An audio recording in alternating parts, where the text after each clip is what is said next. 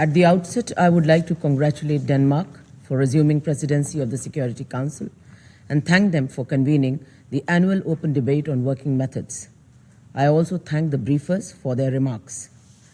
Today's open debate gains particular salience given the questions among citizens of member states on the credibility, efficacy, and legitimacy of the Security Council and its decision-making. The underlying reason has been this principal organ's inability to purposefully intervene in raging conflicts across different parts of the globe.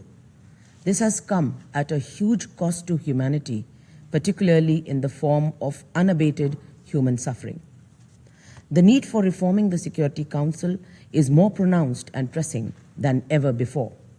Our joint endeavor must be on appropriately equipping the UNSC to address contemporary and future challenges. The world of 1945 has changed beyond recognition. UN membership has grown fourfold since then. The outcome of one conflict 80 years ago cannot determine the composition, dynamics, approaches, and working methods for perpetuity. This needs to change and must happen at the earliest. India's position on reforms of the Security Council are well known. We seek an expansion in both categories with greater representation for the Global South.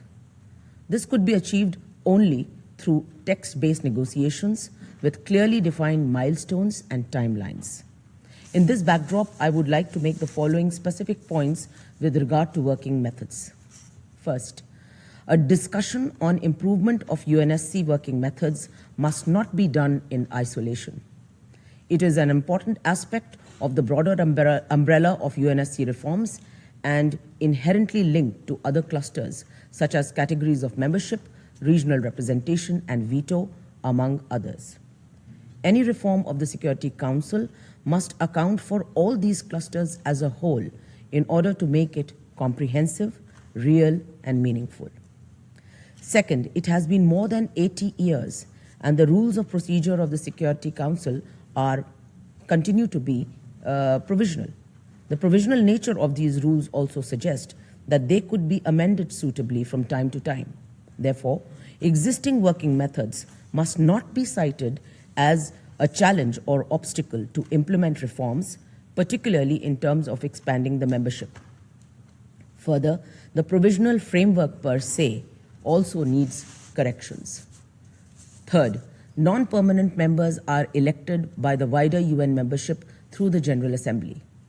They shoulder the responsibilities entrusted upon them by other member states. In order to enable the non-permanent members to make meaningful contributions during their respective two-year terms, all Security Council members must enjoy the same set of privileges in terms of access to documents. Access to historical documents must not be the exclusive preserve of a few. Similarly, there must be greater transparency in several ongoing processes of the Security Council. For instance, elected members, and by implication the General Assembly, must have a greater say in crucial aspects such as the election of the UN Secretary General.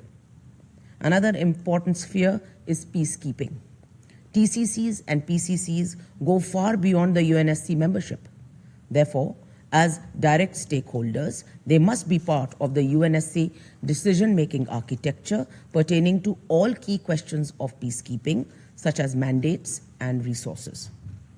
Fourth, subsidiary bodies serve important functions and enable better implementation of the Security Council mandates.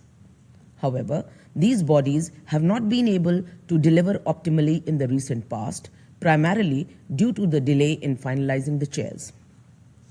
As no decision has been taken till date for the current year, India calls on the Security Council to urgently address this issue and finalize the chairs on priority. Moving forward, Note 507 must be suitably amended so as to have a definitive and non-negotiable timeline for finalizing the chairs of subsidiary bodies. Finally, Security Council membership brings significant responsibilities. This must not become a platform to pursue narrow political interests. Listing and delisting are a case in point. there must be more transparency and objectivity on this front. Presence in the Security Council must not be instrumentalized to legitimize terrorists by attempting to delist them or to list other entities as terrorist organizations based solely on political considerations without any objective criteria or supporting documentation. Madam President, in closing, India would like to emphasize that the Security Council requires greater coordination with other principal organs, particularly the UN General Assembly, which remains the most universal and democratic arm of the UN. Institutional mechanisms such as consideration of the UNSC annual report by UNGA must not become a mere procedural formality. Working methods of the Security Council must be reviewed suitably in order to pave the way for closer interaction of the Security Council with other principal organs. Future consideration of the working methods must, therefore, be seen in this light. I thank you, Madam President.